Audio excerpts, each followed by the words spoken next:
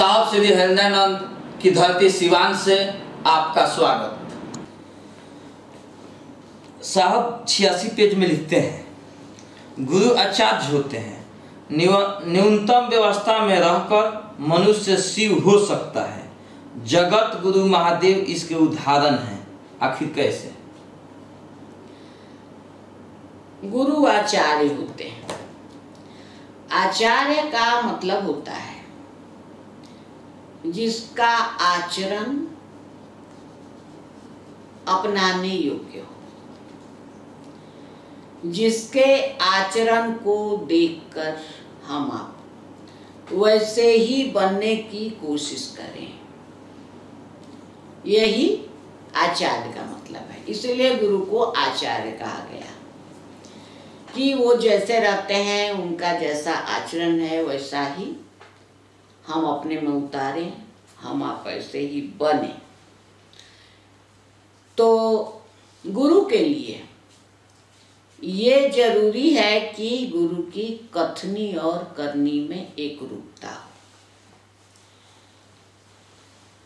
तो शिव में हम ये सभी पाते हैं, यानी उनकी कथनी और करनी में अनुरूपता है, एक रूपता है।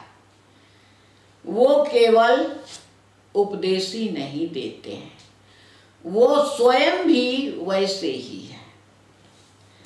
कम से कम, जिसके बारे में साहब कह रहे हैं न्यूनतम, न्यूनतम माने कम से कम साधन में जीवन यापन करना, ये हम आप शिव में देखते हैं। कोई घर बार नहीं है रहने को, गाड़ी घोड़ा नहीं है, पहनने को सुंदर वस्त्र नहीं है, खाने को भी नहीं है, जो मिल जाए उसी से गुजारा कर लेना है।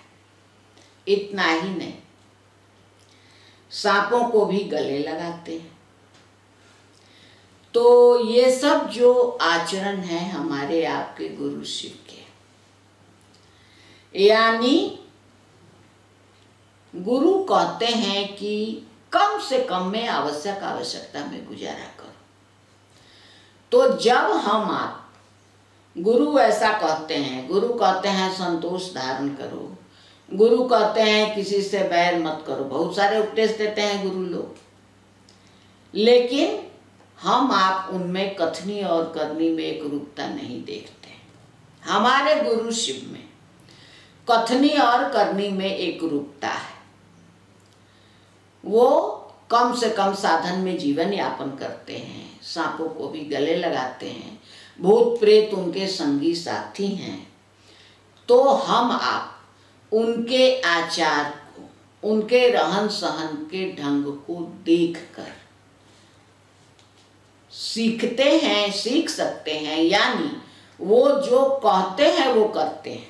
ऐसी बात नहीं है कि उनकी शिक्षा, उनका उपदेश केवल हम लोगों के लिए है, वो स्वयं वैसे ही रहते हैं। और इससे यह भी साबित होता है कि उतनी कम व्यवस्था, कम साधन में रह के जब शिव शिव हैं, तो वो ये भी संदेश देते हैं कि हम आप भी कम से कम साधन व्यवस्था में रह के भी शिव हो सकते हैं, शिवत्व को प्राप्त कर सकते हैं। यही आज के परिवेश में भी हमारे गुरु हमको आपको सिखला